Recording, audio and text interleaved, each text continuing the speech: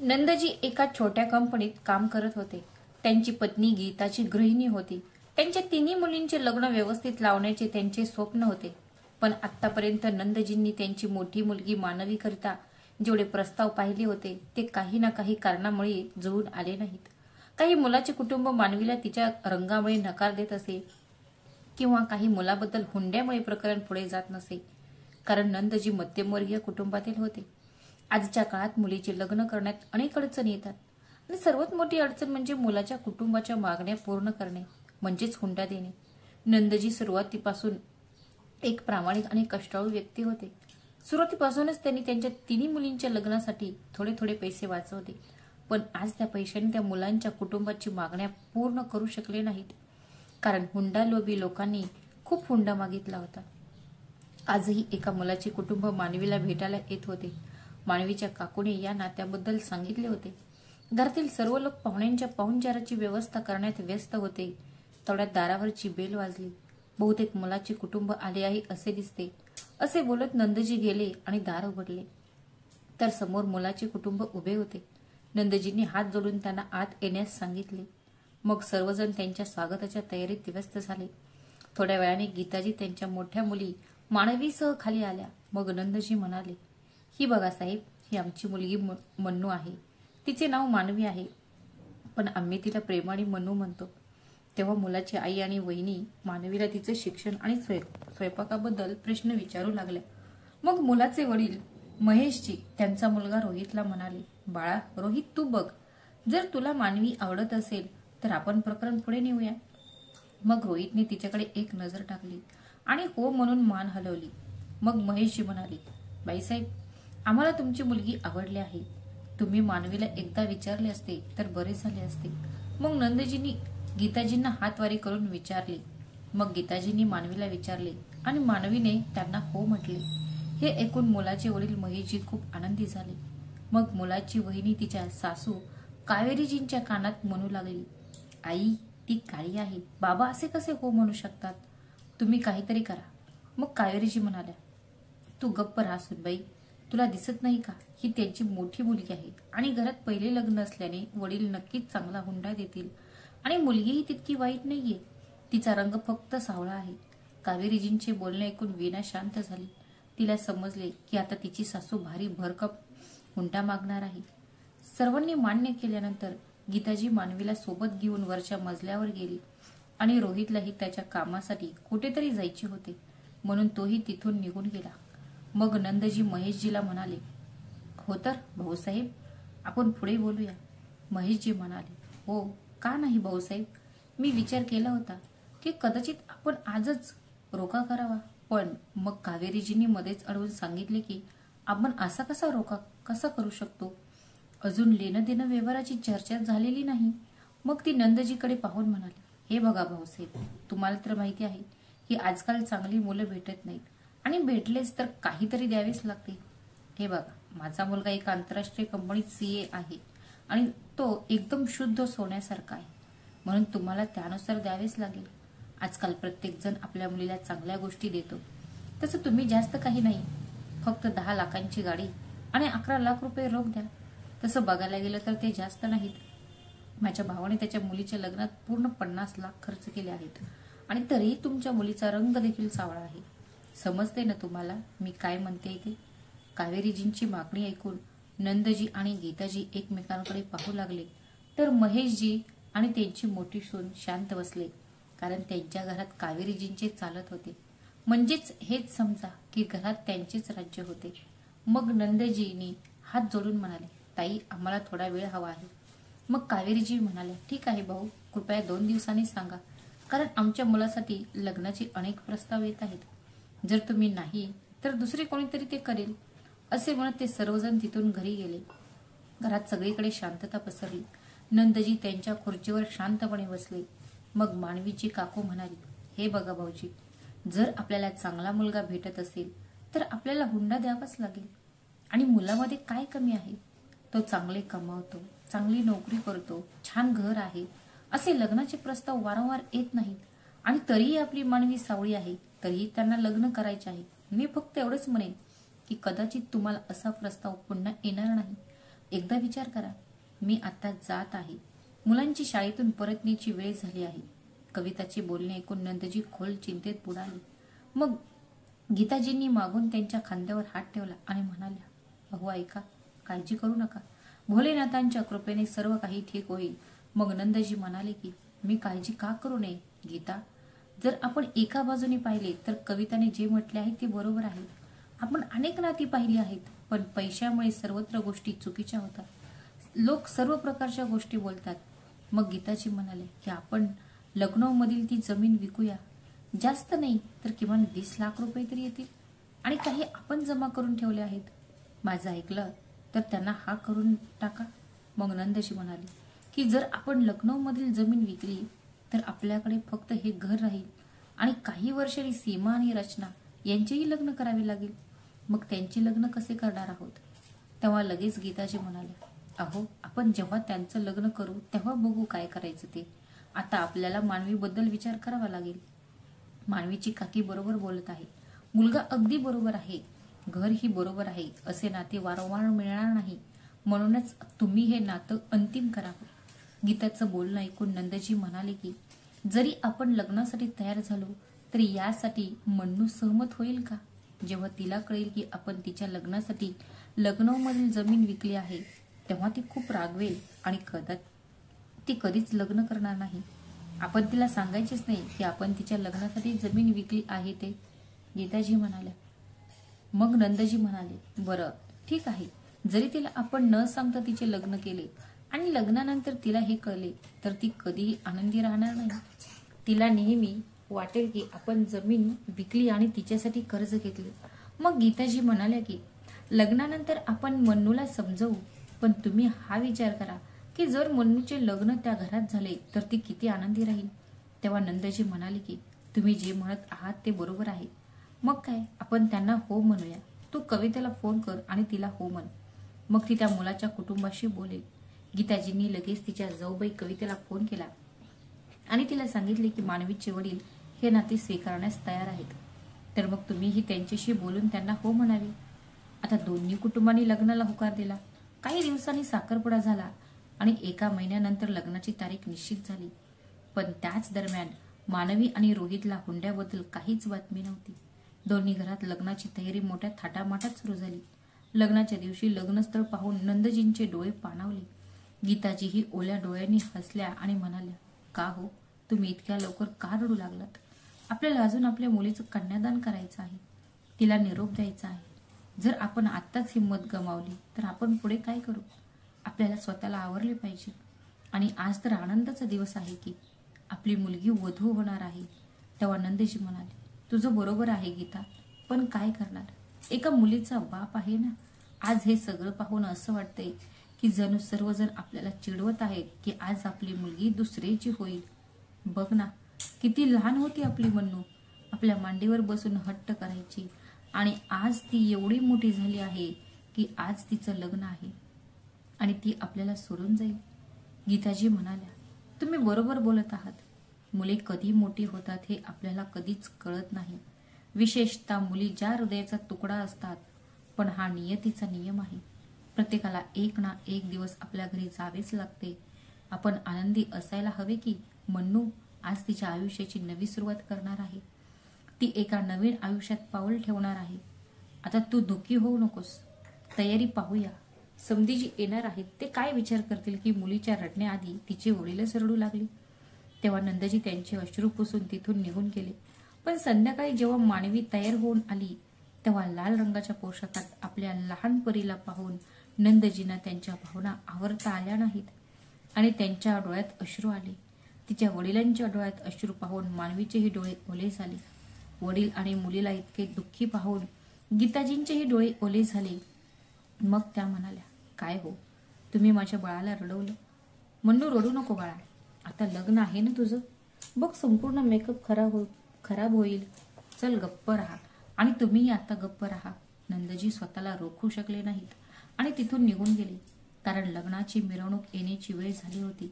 थोड्या वेळाने लग्नाची मिरवणूक आली आणि ते मोठ्या थाटामाटात लग्नस्थळी पोहोचले. सर्वांनी लग्नाच्या मिरवणुकीचा खूप आदर केला.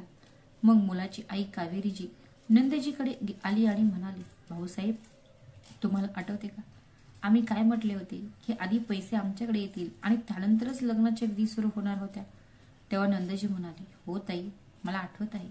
गीताजी, जा आणि कपाटातून पैसे घेऊन या. हो, मी लगेच आणते. गीताजी तिच्या खोलीत गेल्या आणि कपाट उघडू लागल्या. पण तिने कपाट उघडताच तिला धक्का बसला, कारण त्यातून पैसे गायब होते. अरे देवा, आम्ही ते पैसे इथे ठेवले होते. कुठे गेले पैसे?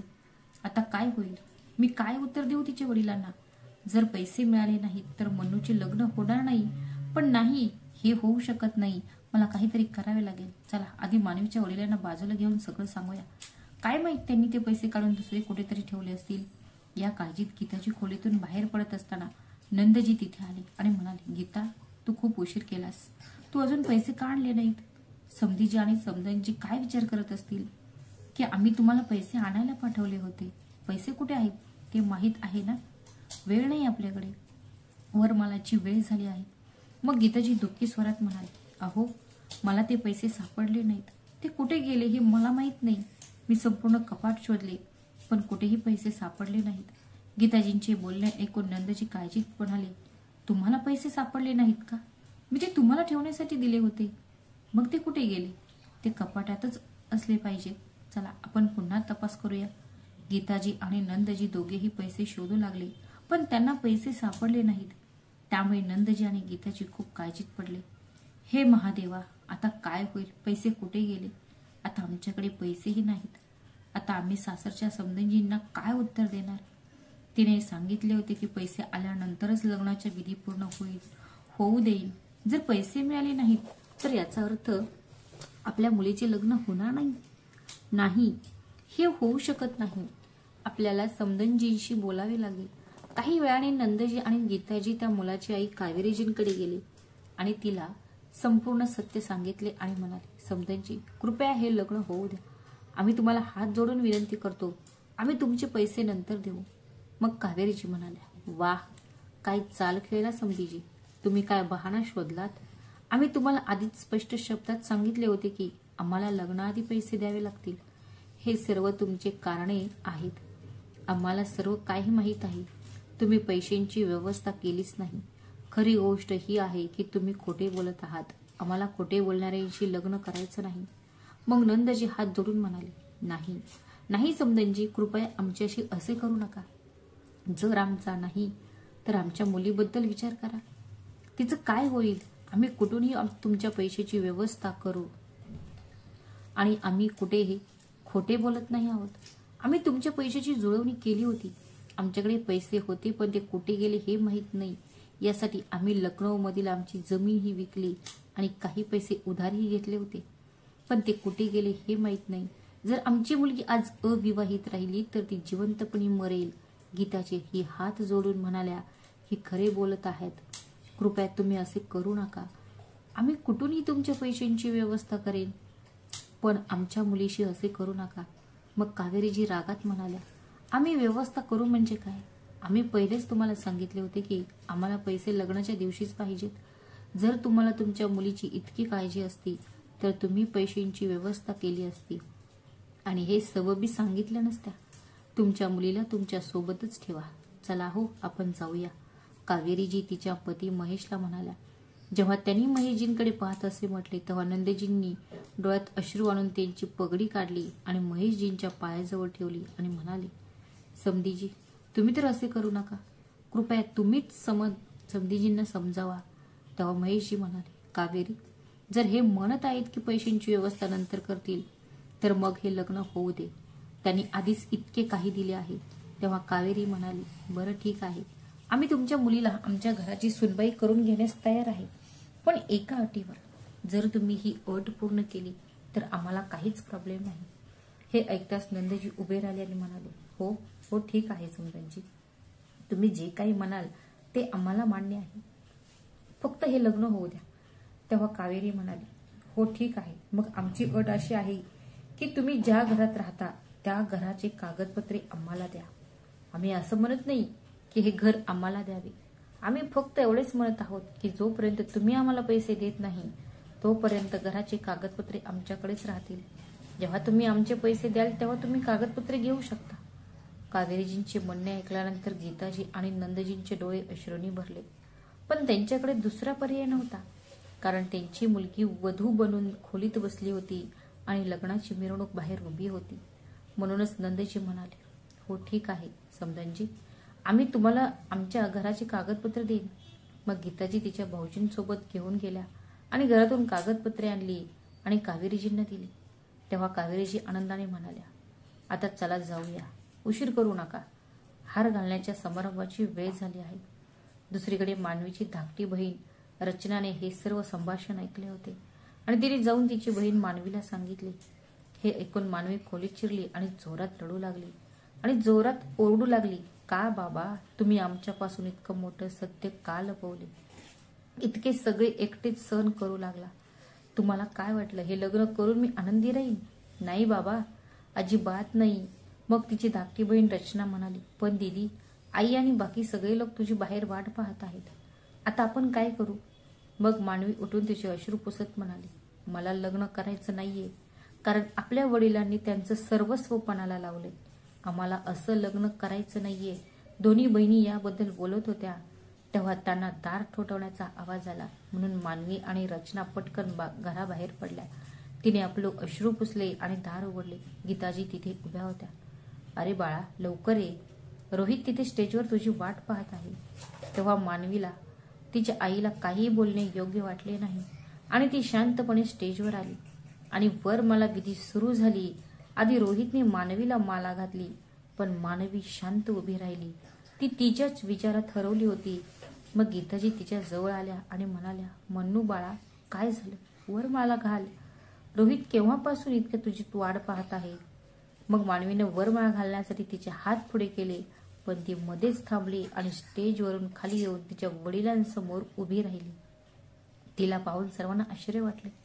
मग नंदजी म्हणाले, मन्नू बाळा, काय झालं? आम्हाला माहित आहे की तुला खूप वाईट वाटत आहे, पण आधी जा, विधी पूर्ण कर. मग मानवी डोळ्यात पाणी आणत म्हणाली, नाही बाबा, मी हे लग्न करू शकत नाही. मानवीचे बोलणे ऐकून सर्वांना धक्का बसला. मग गीताजी पटकन स्टेजवरून खाली आल्या, मानवीचा हात धरला आणि तिला स्वतःकडे वळवून म्हणाल्या, लग्न करायचं नाहीये म्हणजे? तुम्हाला काय म्हणायचं आहे? चल बाळा, विधी पूर्ण करूया. मग त्याच कावेरीजींचा आवाज आला, हे काय नाटक आहे? तुम्हाला लग्न करायचं नाहीये का? जर तुम्हाला लग्न करायचं नव्हते तर तुम्ही हो का म्हटले? आधीच नकार द्यायला हवा होता. तुम्ही आम्हाला असे बदनाम करायला नको होते. रोहित, जो इतका वेळ शांतपणे मानवीच्या या कृती पाहत होता, आता त्याचा धीर सुटला. तो रागाने स्टेजवरून खाली आला आणि मानवीला म्हणाला, हा काय तमाशा लावलाय तुम्ही लोकांनी? जर तुला लग्न करायचे नव्हते तर तू मला सांगायला हवे होतेस. तू हे नाटक करायची काय गरज होती? मानवी जी खूप वेळापासून रोहितचं ऐकत होती, ती रोहितला म्हणाली, रोहित, आम्हाला माहित नव्हतं की तुझे आई वडील तुला विकायला आले आहेत, लग्न करण्यासाठी नाहीत. मानवीचं बोलणं ऐकून रोहित रागात म्हणाला, पुरे झालं मानवी, एक शब्दही बोलू नकोस. तू काय बोलत आहेस हे तुला कळतंय का? मग मानवीने मध्येच थांबून म्हटले, हो, मला कळतंय मी काय बोलत आहे, पण कदाचित तुला तुझ्या आईवडिलांची कृत्ये माहीत नसतील किंवा सगळं काही माहीत असूनही तू न माहीत असल्यासारखे वागण्याचा प्रयत्न करत आहेस.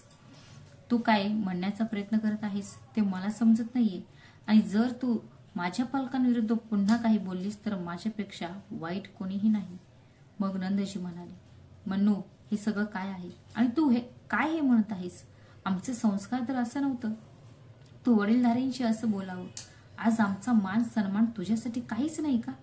जर तुला आमच्या सन्मानाची थोडीशी काळजी असेल तर शांतपणे वर जा आणि शांततेत लग्न कर. नंदजी मानवीला समजावून सांगत आणि रोहित समोर हात जोडत म्हणाले, मला माफ कर बाळा, माहित नाही काय झालं आहे तिला, मी तिच्या वतीने माफी मागतो. मग कावेरीजींकडे हात जोडून ते म्हणाले, कृपया मला माफ करा समधनजी.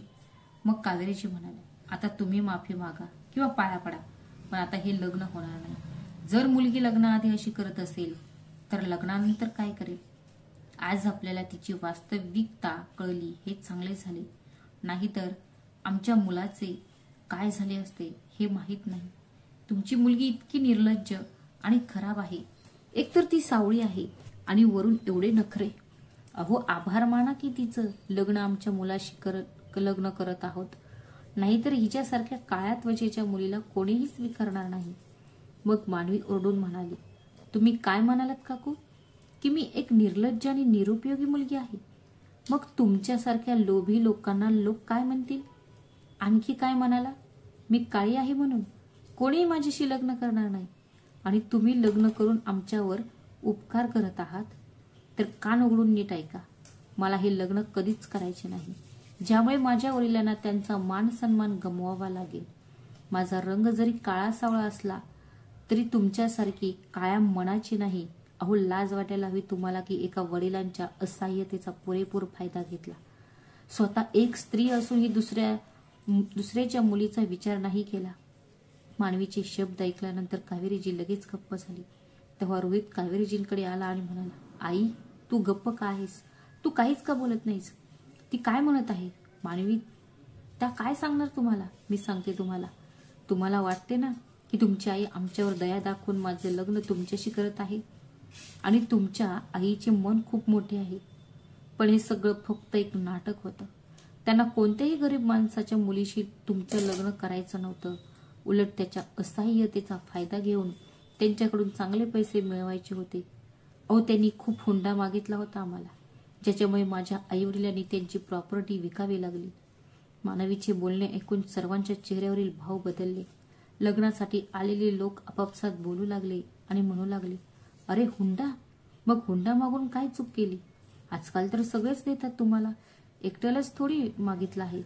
जर तुम्ही ते देऊ शकत नसाल आणि तुमच्याकडे तेवढी धनसंपत्ती नव्हती तर तुम्ही इतक्या मोठ्या कुटुंबात प्रस्ताव का शोधलात? मग तुम्ही तुमच्या धनसंपत्तीप्रमाणे स्थळ पाहायला हवे होते. हीच तर तीच गोष्ट झाली की आपली चादर लहान आहे पण पाय मात्र पूर्ण लांब पसरायचे आहेत. मग असे तर होऊ शकत नाही. मग दुसरी बाई सुद्धा म्हणाली, हो हो ताई, तुम्ही बरोबर आहात. आजकाल हुंडा देणे हा समाजाचा नियम आहे. मग त्यांनी काय पाप केले आहे? ही मुलगी विनाकारण नाटक रचत आहे. ही फक्त एक प्रथा आहे जी प्रत्येकाने पाळली पाहिजे आणि लोक वर्षानुवर्ष त्यांचं कर्तव्य पार पाडत आहेत. तेव्हा इतका वेळ इतरांचं ऐकत असलेली मानवी कानावर हात ठेवून मोठ्याने ओरडली, पुरे झाले, खूप बोललात तुम्ही लोक. आता एकही शब्द पुढे बोलू नका. आणखी काय बोलायला होता तुम्ही लोक की यांनी हुंडा मागून काय चूक केली? बरोबर बोललात तुम्ही. या लोकांनी हुंडा मागून कोणतीही चूक केली नाही.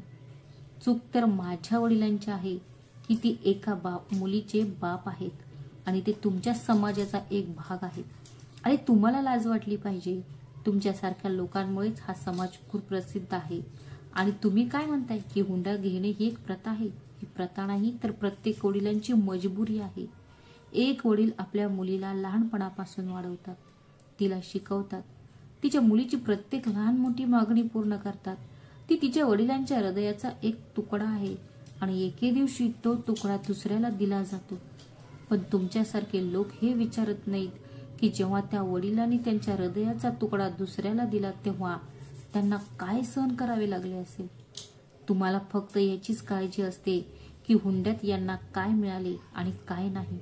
आणि घरी गेल्यावर या चर्चा तर नक्कीच करत बसता की लग्नात जेवण चांगले नव्हते, हे जास्त चांगलं झालं होतं, ते चांगले नव्हते, असा प्रश्न नेहमीच तर असतो. जेव्हा आमच्यासारख्या सामान्य घरात मुली जन्माला येतात तेव्हा पालकांना त्याच दिवसापासून एकच काळजी वाटते की त्यांना आता त्यांच्या मुलीच्या लग्नासाठी बचत करावी लागेल. आणि ते प्रत्येक पैशाची बचत करून पैसे वाचवतात. ते आपले मन मारून काटकसर करून एक एक पैसा जोडतात. पण तरीही तुम्ही लोक ते चांगले नव्हते, ते दिले गेले नाही असे सांगून त्यांची बदनामी करण्यास एक मिनिटही वेळ लावत नाही. तुम्हाला माहित आहे का की मुली त्याच्या वडिलांवर ओझे नसतात किंवा लोक मुलींना जन्माला घालायला घाबरत नाहीत, पण त्यांना मोठी झाल्यावर आपल्यापासून वेगळे करावे लागणार म्हणून घाबरतात.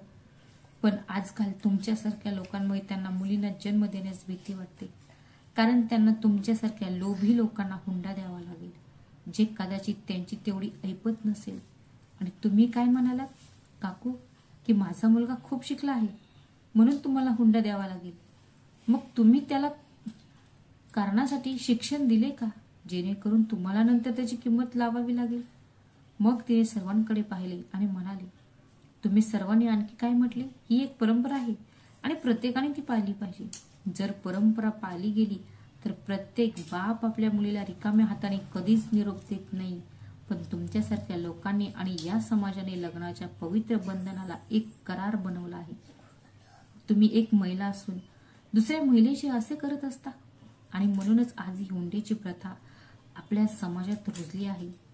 कारण तुमचा विचार असा आहे की तुमच्या मुलीला शिक्षण देऊ नका, कारण जर ती शिकली तर तिला योग्य आणि अयोग्य याचा अर्थ समजेल आणि जर ती शिकली नाही तर तिची विचारसरणी तुमच्यासारखी संकुचित होईल आणि मग माहित नाही किती वडिलांना आपल्या मुलीच्या लग्नासाठी आपलं घर विकावं लागेल. आणि तुम्ही लोक म्हणता की ही एक परंपरा आहे. ही परंपरा नाही, हा फाशीचा फास आहे. कोणाला माहित त्याने किती घरे उद्ध्वस्त केली आहेत आणि किती मुली गिळंकृत केल्या आहेत.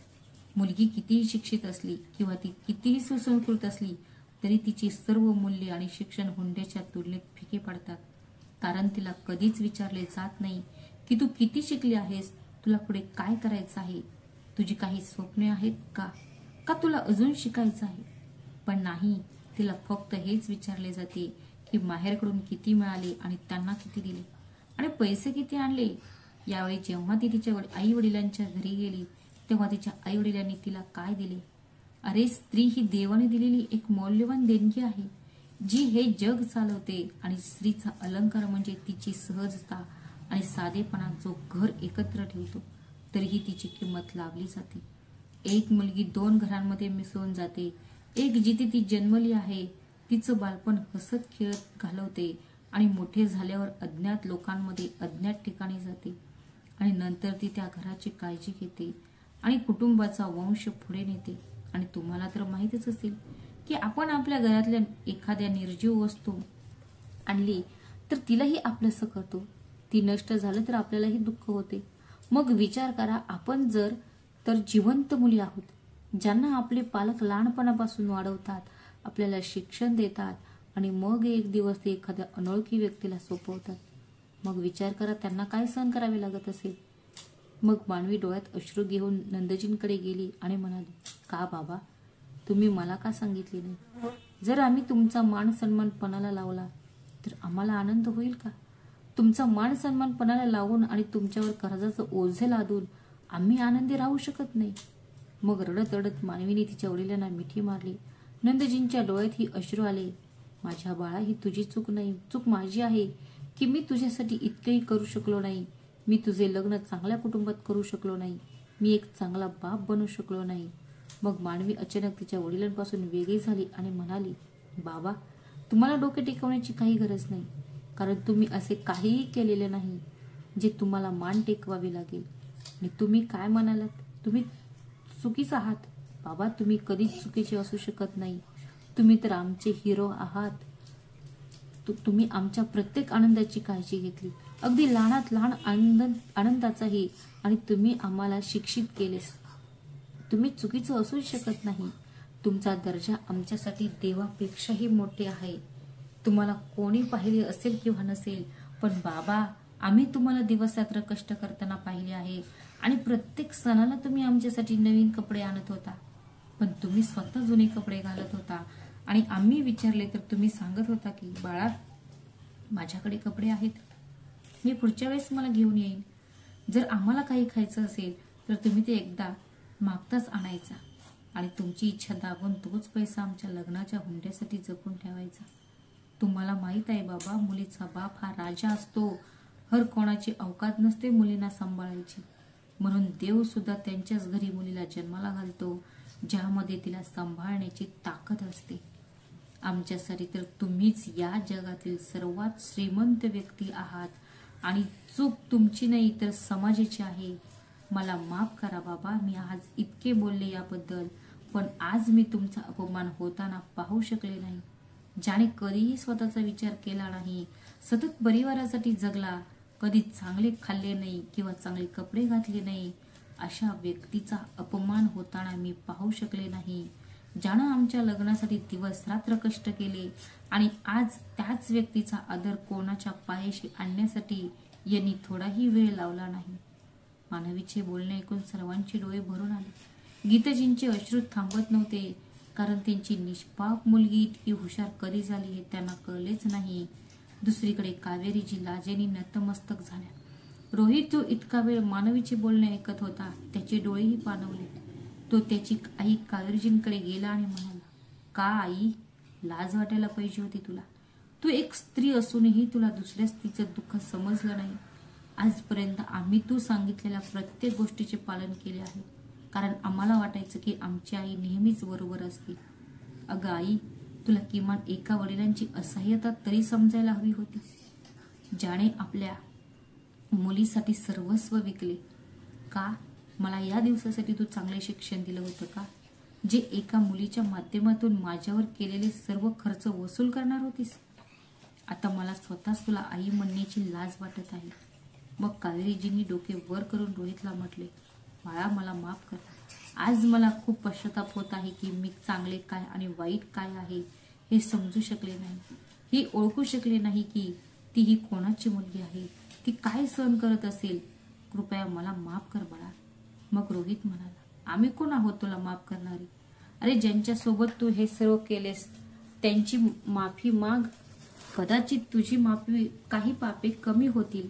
जर मला थोडीशी कल्पना असती की तू माझ्या लग्नाच्या नावाखाली असं करणार होते तर मी लग्नाला कधीच हो म्हटले नसते. असे म्हणत रोहित नंदजी आणि मानवीकडे गेले आणि हात जोडून म्हणाले, मला माफ करा काका. मला माहित नव्हते की माझ्या आईने तुमच्याशी हे सर्व केले आहे. आता मी काही करू शकत नाही. मी फक्त तुमची माफी मागू शकतो. कृपया मला माफ करा. मला माझ्या आईच्या वतीने खूप लाज वाटते, पण माझ्यावर विश्वास ठेवा. मी खरे बोलत आहे. मला या सगळ्याबद्दल काहीच माहीत नव्हते. मग नंदजींनी मोहितचे हात खाली केले आणि म्हणाले, नाही बाळा, ही तुझी चूक नव्हती. तुला हे सर्व करण्याची गरज नाही.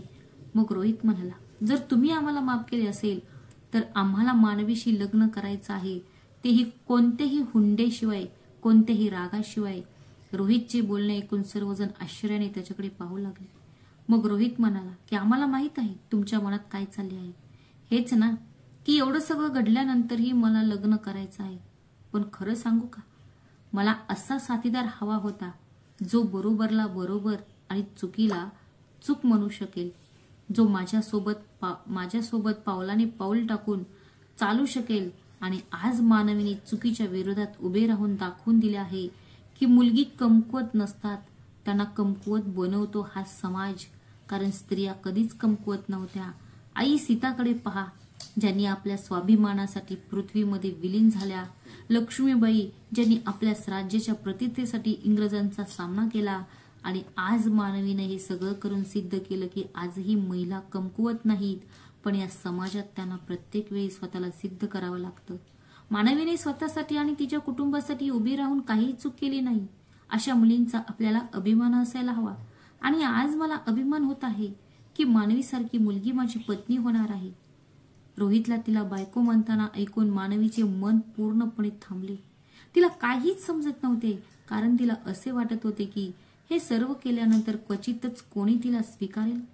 कारण आपला समाज असा आहे की आपली मानसिकता एका मर्यादेत बांधली गेली आहे की आपण असे केले तर ते काय म्हणतील.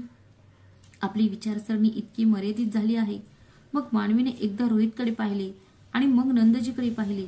मग नंदजींनी हो मध्ये मान हलवली आणि मानवीनेही आनंदाने रोहितला हो म्हटले आणि हात जोडून म्हणाले, कृपया मलाही माफ करा. मी तुमच्या कुटुंबाबद्दल खूप काही बोलले, पण मी तरी काय करू. आपल्या वडिलांचा अपमान होताना मी पाहू शकत नव्हते. मग रोहित म्हणाला, मानवी, तू काही चुकीचं बोलली नाहीस. तू फक्त चुकीला चूक आणि बरोबरला बरोबर म्हटलेस. आतापर्यंत कावेरीजी लाजेने मान खाली घालून उभ्या होत्या. ती मानवीकडे आली आणि म्हणाली, मी कोणत्या तोंडाने तुझी माफी मागू बाळा.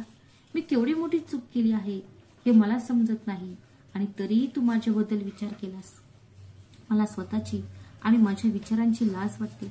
मी तुझ्या माफीला पात्र नाही पोरी, असे म्हणत कावेरीजी रडू लागल्या. आणि मग मानवी म्हणाली, नाही आई, माझी माफी मागू नका. तुम्ही माझ्यासाठी मोठे आहात. जर मुलांनी चूक केली तर वडीलधारी लोक त्यांना माफ करतात. मग वडीलधारी लोकांकडून चूक झाल्यास त्यांना समजावून सांगणे हे आपलं कर्तव्य आहे. तुम्ही माफी मागू नका. मला वाटते की आपण आपल्या सर्वांच्या आयुष्याची एक नवी सुरुवात करूया. आपल्याला सर्वांच्या मनातील तक्रारी दूर करायच्या आहेत. तर तुम्ही मला माफ करशील का आई? मानवीचे बोलणे ऐकून कावेरीजींनी तिला मिठी मारली आणि म्हणाल्या, बाळा, तुझ्यासारखी सून मिळाल्याने आम्हाला खूप आनंद झाला आहे. आजपासून तू आमची सून नाही तर मुलगी आहेस. मग मागून महेशजींचा आवाज आला, अरे, सून किंवा मुलगी तेव्हाच बनेल ना जेव्हा लग्न होईल. सध्या लग्नाचा मुहूर्त निघून जात आहे आणि तू आहे की तिला सोडायला तयारच नाही. मग सगळे जोरात हसायला लागले. इकडे नंदजी आणि गीताजी देखील खूप आनंदी होते. आज त्यांना त्यांच्या मुलीचा खूप अभिमान वाटत होता. त्यांनी आनंदाने त्यांच्या मुलीचे लग्न केले आणि तिला निरोप दिला. तर मित्रांनो, तुम्हाला ही कथा कशी वाटली कमेंट करून आम्हाला नक्की सांगा. आणि कथा आवडल्यास, जर आवडली असेल तर व्हिडिओला लाईक आणि शेअर करा आणि आमच्या चॅनलला सबस्क्राईब करा. श्री स्वामी समर्थ. धन्यवाद.